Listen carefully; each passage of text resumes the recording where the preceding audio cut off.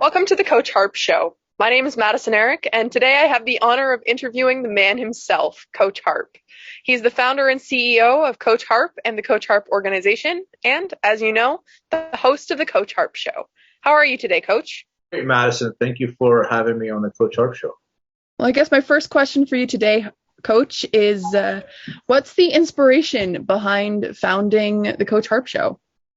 The inspiration behind the Coach Harp Show started with giving a platform where professional athletes and current athletes have a voice where they're able to share their concerns, what they're doing after the game or as they're playing, which also allows them to connect with the amateur athletes. I got to be careful how I use amateur these days because I read a book that it's has a different meaning to it. But the athletes are beginning who want to become pros. It's a platform that allows them to connect with the great athletes who have played on the field or on the court, and also business leaders that are able to show, mentor, and educate the audience. The inspiration also started from how do we bridge that gap? Before there was, for myself, when I used to play football myself, I didn't get access to any of these athletes. I had to watch them on the wooden big TV and say, one day I want to be like those guys. And I started realizing, how can we make this better? How can we get these athletes to get connected with the pros? I took a chance, and I had to upgrade some of my schooling to basically start going into the passion I really wanted to move and how to put some of these pieces together, because a lot of the stuff was all fragmented. And then coming from there, I learned how to demonstrate leadership, patience, and also be able to get a lot of the athletes that I knew from my past. That gave me the opportunity to interview them, which gave me the confidence, hey, I could do this. Coach, I think my next question is going to be one that a lot of people are going to be particularly interested in, which is, when did you start playing sports? Did you have a specific individual who introduced you to the world of sports and really built that love of sports and I think in particular football for you? When I started playing sports, I was 12 years old. And I didn't play sports because in a positive manner. I was played sports because I was told I was too fat. And at the end of the day, when it happening was, it was another way of trying to, hey, go do something and get into shape. And then I started realizing, maybe I need to get involved. I also started playing sports because it gave me a family environment, and it allowed me to learn how to work with others and how to be a team player. And then from there, as I started playing sports, I started getting good at it. Who kept me in sports was one of my good old time friend and a coach. He was my high school coach. God bless him. He's not here anymore. His name is Coach McKettrick. He actually instincts and values in me that allowed me to go further. And he was the mentor that basically why I do what I do these days. I know you talk a lot about the values that you have that you've developed into the Coach Harp way. Is there a specific value that you hold above the others? To answer that question is trying to really find who you really are and to really bring out to the surface. And to give back to the community. These are some of the traits that I feel go further. One of the things I value is being genuine and being authentic, because without that, not many people are going to connect with you. You got to bring who you are to really, really get your message across, to connect with others. You don't know sometimes when you're talking to somebody who the message is going to really, really help. So at the end of the day is, if you're able to save one life, or you're able to impact one person, or you're able to give that advice that one person needs, you've done your job. I feel that it's really important to really find who you are, because I realized some of the things growing up, that a lot of the people are really confused. They don't know what direction they're going to. And one of the things is what we got into uh, with Coach Harp was that to find your identity and go with it. Sometimes you have to. It's you bury it inside you, and what we're trying to do is trying to get that outside out, meaning that you bury a lot of the stuff inside you and be able to have more understanding of your true being. When you have a true being, you're able to have a lot of these substance conversations versus surface talk. That's what I'm also trying to create with a lot of my interviews that I interview people too. Let's get right to the heart of the situation here. I've definitely noticed that in a lot of the different episodes throughout the show, and particularly as well when you and I discuss things. And I have to say that's one of the things that I appreciate most about talking with you, is that we really are able to engage in really good conversations. So thank you. You're welcome. What are some of the hurdles that you faced while building Coach Harp and the Coach Harp organization, and building the show? That's a very good question. Some of the hurdles. I believe some of the hurdles that I came across were very interesting and very unique. One of them was structure. One of them was staffing. One of them was, do I really want to do this? The others were, I'm not sure if I could do an interview on Zoom or anything, stuff like that, because this was something really outside my box, meaning that it wasn't in my comfort zone. As I started doing more interviews, I really had to get used to becoming more in a conversation with the guests that I've had on the show. And the first couple times it was rough. Then I started realizing what's natural. You got to find your style. You got to find what's going to really make who you are. That's the Coach Harp Show. And then from the organization side, I basically struggled with putting a proper structure into place, having protocols, and having all the safety metrics and measurements into place. Then I came across certain individuals that were able to enhance my education and was able to mentor and educate me on how to put some of these processes into place. And from there, things started to gel. But my advice is to a lot of people, don't give up on your first try or your third try or your seventh try. It's your eighth try that things are going to start coming together. Some of the other things some of the challenges that I go through is stuff like that. When I actually make initial contact with somebody, they usually don't respond back. So when we get someone with a Coach Harp Show, that's a huge win. A lot of people don't understand the thousands and thousands of hours of going into getting someone on the show. And also being patient and realizing when you're building a structure. When we first started with CoachHarp.org, it was only myself and Rob, who is basically the CMO part of CoachHarp.org. We only had two people. Then from there, we went from one staff. I'm proud to say that from those struggles and trials and tribulation that we went through, we're on our way of having 10 staff members on the Coach Harp organization. Yes, there are some struggles you're going to come across, but at the end of the day is I've been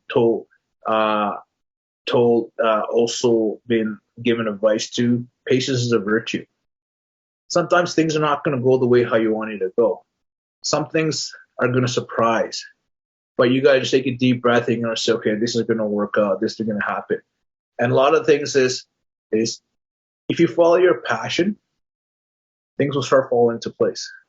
That's great. And I have to say, Coach, it's truly been an honor to have been a part of building Coach Harp and the organization, and being able to work with you as you do that. I think my next question then would kind of be, do you have any big goals for the next year for the show, for the organization, or any specific goals that you have for the next 5 years even? What are your hopes and dreams for how things will go? Well, let's go backwards here. The next 5 years, I like the number five because it really resonates with me. I like to see Coach Harp as a Fortune 500 company, right? So why I say backwards is they taught us in goal setting.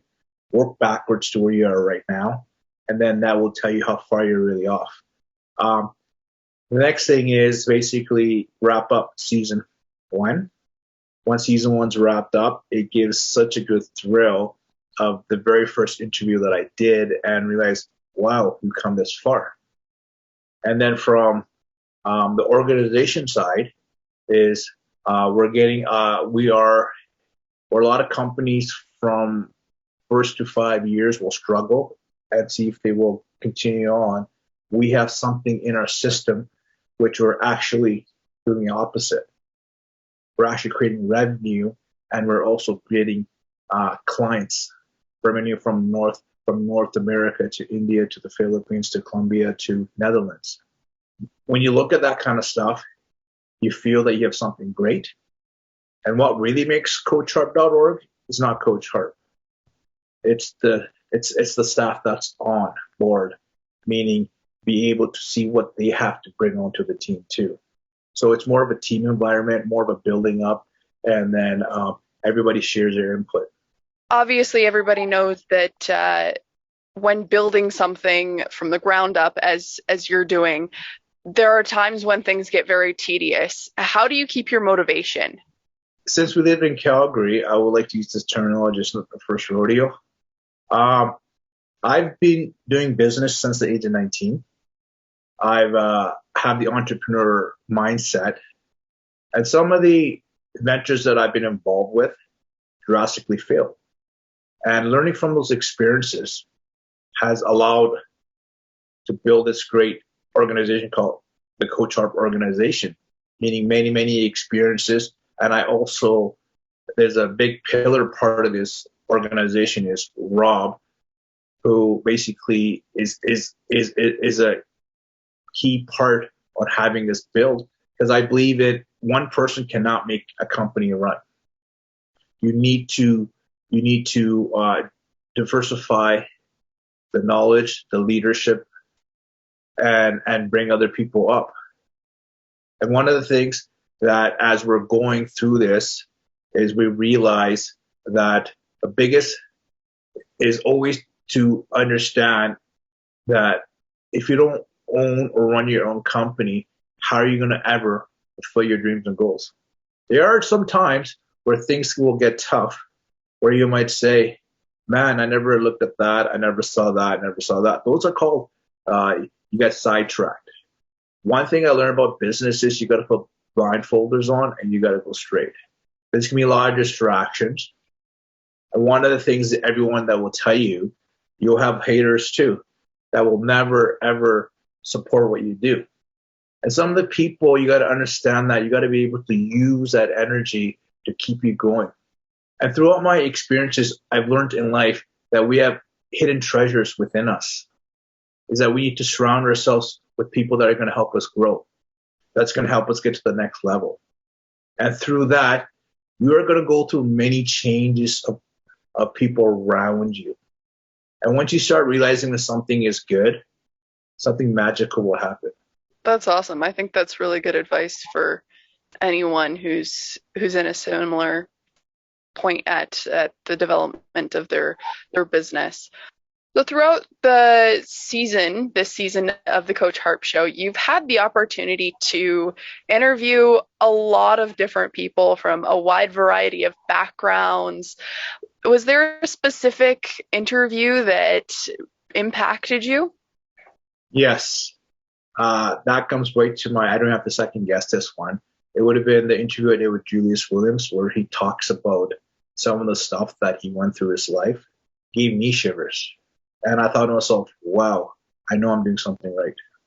So not only have you talked about it on the show quite a bit with many of your guests, you've actually put your money where your mouth is when it comes to community. Can you talk a little bit about why giving back to community and community itself is so important to you?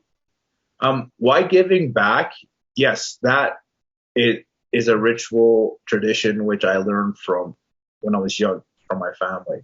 Is that you always are going to support others that are in need, and also through playing through sports, mainly playing football, through a brotherhood. Is what we learned is that you could be the greatest athlete in whatever sport you play, but what are you going to do for the community? Because they are the ones who are supporting you, are right beside you, and helping you hit your goals. Community is really, really important. And how do you get involved in community is just give back. How do you give back? Is how can you lessen the ego and be more humble to make sure that someone else has has a roof, has warm water, or has some of the people that I've come across don't even have parents. So at the end of the day is when I used to coach kids out from single home families. Some of these kids didn't have adult figure in their life. So how far does that really go? So if you take yourself out of the picture, and if you're really going to help someone, do it with true intentions and do it without any hidden agendas. Because at the end of the day, it's a true art when you're actually able to build somebody and see them succeed, knowing what you're able to do, and seeing them go through their career, watching them through your eyes, and we are creating safe havens for a lot of the youth. Because at the end of the day, we don't want them to get mixed up with the wrong crowd. Is what do we have for the students? Right? The students are going to be the next leaders, the community leaders, the business leaders, the next Coach Harps, or whatever's going to be their dreams that's going to come across. If you don't care, and one of the biggest things that sharing is caring. How about you give a certain percentage of yourself to the world and see what comes out of that? It illuminates in many different ways. When they say abundance comes to you, it does. But you got to really be open, and you got to be really, again, it goes to the Coach Harp values. It goes to genuine. A lot of people want mentorship, leadership, and direction. How do you keep the kids safe? Getting them involved in sports. It might not even be sports. Getting them involved in a passion they might have, whether it's music, art, or whatever they have a passion for, then supporting them. You got to be an active person to be in that person's life. A lot of the things we realize is that, hey, coach, a lot of the stuff that you do has really resonated with us. We appreciate that. I've also got feedback from strangers on social media saying that we're going to leave Facebook, but then we see your post. We decide to stay on social media to see some positive, where there's a lot of negative stuff in this environment. At the end of the day is keep yourself away. What are you going to really take away, right? How do you build a legacy? Is how you want to be remembered. It's how you do. Yeah, you can make all the money in the world, but at the end of the day is we're all going to go away. What do you want to be known as? There's one of the good sayings is you could be a scar in someone's life, or you could be a positive mark in someone's life. The choice is all yours. I guess my follow-up question would be then, if you could be remembered for one thing at the end of your life, what would you want it to be? Just a guy who really cared. Just a guy because everyone has a life story. Don't think about that and then make something positive. So many people get stuck in their old ways. And so a lot of people get cynical, a lot of people get negative. But at the end of the day is you are truly in charge of your life, whether you like it or not. You got to give your own direction. You got to give your own guidance. Then again, you got to also do stuff that you don't like to do too, to really advance and really go after your dreams and goals. I see so many people day in, day out, that are dead, that they have no idea who, why, what they do. They're living for their kids, or they're living for their grandparents, or they're living for such and such. How about live for yourself, right? That really means a lot. Is so many zombies. What happened to that individual when you're a child? And one of the things that really resonates with me is Why do some of our values start changing? Be that child is 5 years to 10 years, would have no worries in the world, where they want this, they want that, they want this, they want this. The older we get, we start putting restrictions on our own wants and needs. Then we settle for whatever. Well, you know what? I actually encourage people, strive for the star. Think outside the box. Go create something what you're going to create. Because the Coach Harp Show is an example of what's happening during COVID. There's so much negativity happening, but yet we're actually still going out and giving the information and the communication of something that's happening. And one of the things that I really, really enjoy is this guy called Gary Vee. He got his success during a pandemic too. If you ask me how much TV do I watch, zero. I'll watch a movie here and there or a sport here or there. But at the end of the day, the 4 hours, I'm basically investing in myself and to better myself, to be able to be that role model in someone's life. Again, like I said, you have no idea who you're going to impact in the world. And how do I want to be remembered as? Oh, that one guy that cared. That's it. I guess I just want to touch on something that you mentioned earlier in the show, which when I was asking about community and the importance of community, and you were talking about leadership development. I know that's one of the principles of the Coach Harp way. Do you have any advice for young leaders? Yes. Don't give up. Just because your thoughts and ideas you might share with your family, your friends, or your relatives where they might laugh at it, I say keep them. Learn how to make it grow. And then from there, learn how to hone that success in. Because there is no such, in school when they say there's no such as a bad question, or there is no such thing as a bad idea.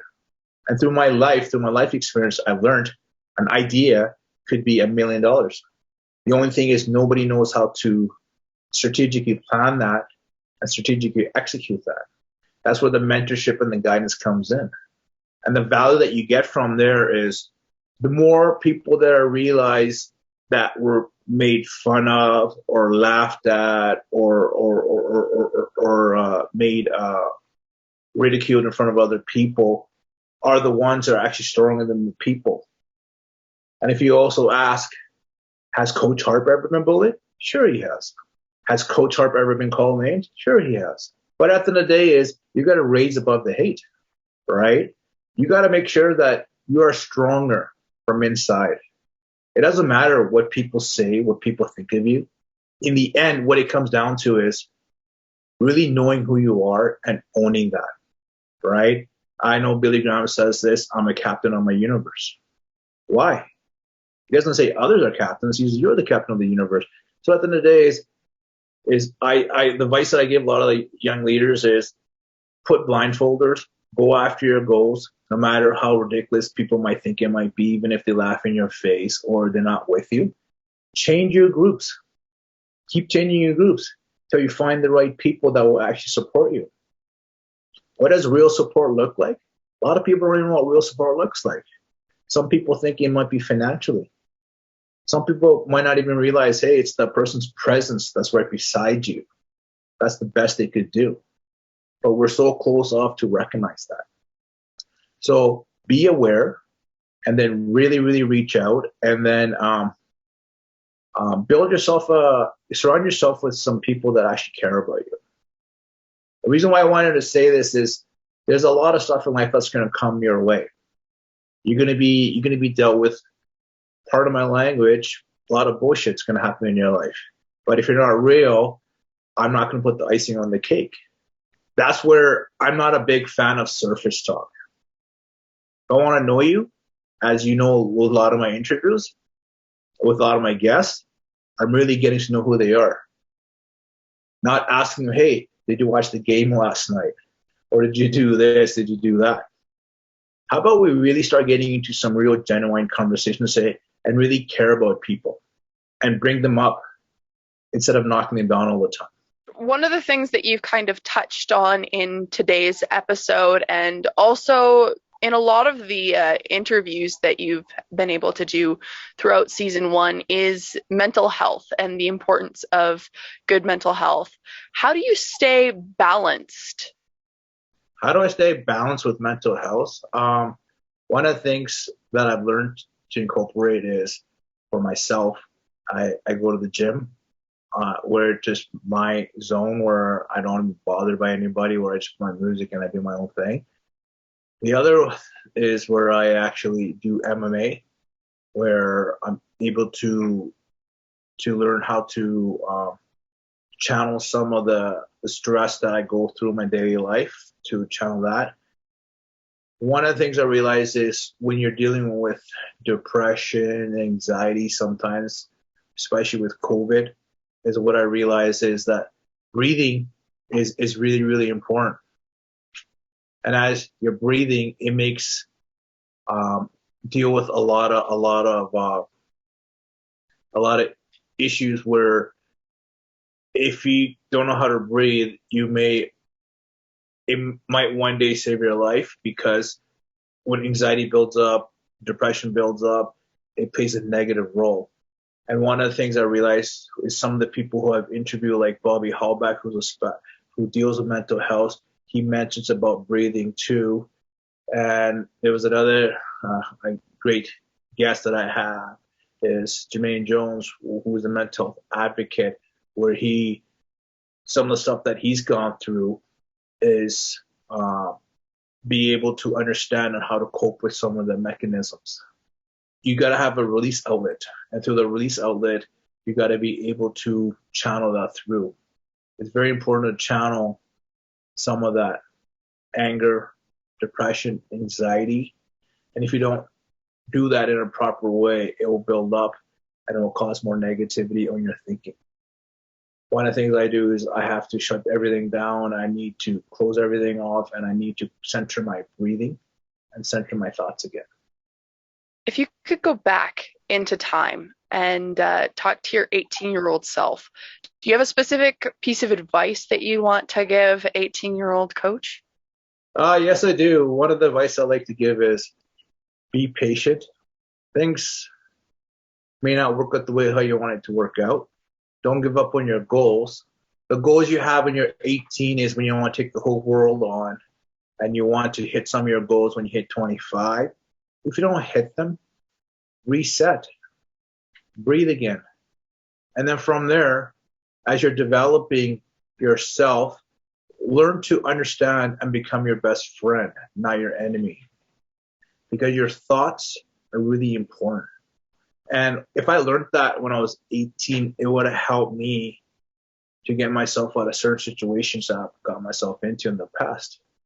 And the best advice is just patience is a virtue, is the advice that I'll give my 18-year self. Yes. That's great. I think patience is the one thing that I know I could definitely use, and it's always something to work at. I guess my next question for you then would be, what's one lesson that doing this, creating Coach Harp, doing all of these interviews, what's one lesson that you've learned throughout doing this that you think everyone should know? One lesson I learned to watching the guests speak, whenever the guest shares something, they're adding value to you. So my question is, in a conversation, are we really listening, or do we want to hear ourselves talk? I really got to understand what the guests are really speaking about. And some of the stuff that I learned from them has actually improved who I am as an individual myself too. So what I'm going here is art of listening is a true skill. It gets really neat when you actually do it. And then when you're able to have conversations of what you just listened to and share that back to them, you're actually having intellectual conversation now. That's one of the things that's really, really made me who I am as Coach Harp is, are you really listening, or are you just doing it for the convenience? So learn the art of listening first. Then you're able to give proper advice wherever that might be needed. leaders are readers. Do you have a book that you would recommend? Yes, I tell this book to all the guests that I come across. It's called Hung by the Tongue. Sounds very simple, doesn't it? What that book really says is be careful with what you say. What you say, your mind will believe, it will actually produce in your life. It That's has, awesome. it has to do with the subconscious mind. So I really am very careful on what I'm saying because you will start believing what you're trying to say. Again, the book is called Hung by the Tongue. That's great. I'm gonna have to go check it out. Well, Coach, we're at the end of our interview today. I just have one final question for you. What's the most important thing that you've gained throughout all of this process? I've gained lots. It's a blessing and it's an honor to be interviewed with somebody who we have high regards to, which is you, with what you're doing. As we're moving forward, seeing structure being put into place, a process being put into place, and being very patient. Sometimes patience is something that I have to learn as being a very aggressive business person, just in my life and just some of the stuff I do in my personal life, and learning how to breathe. And to take all this in is to be able to be thankful that we are building something great here. As we're building great here, is we have the ability to become better and become greater. One of the things I want to leave with today is accept your greatness instead of not listening to those ideas, those thoughts. And there'll be a lot of naysayers through your life. There'll be a lot of haters through your life. But at the end of the day is be true to yourself. It doesn't matter what the world thinks of you. Look at all these athletes that I've interviewed. They've had all these people through their lives. At the end of the day, they never gave up on themselves. That's all I say is don't give up. Thank you. That's great. Thank you so much for it's truly been an honor to be able to interview you today. For everybody who's watching, Coach Harp, ladies and gentlemen. Otherwise, this concludes season 1 of the Coach Harp Show. We've got a whole awesome lineup for season 2, and we look forward to seeing you there.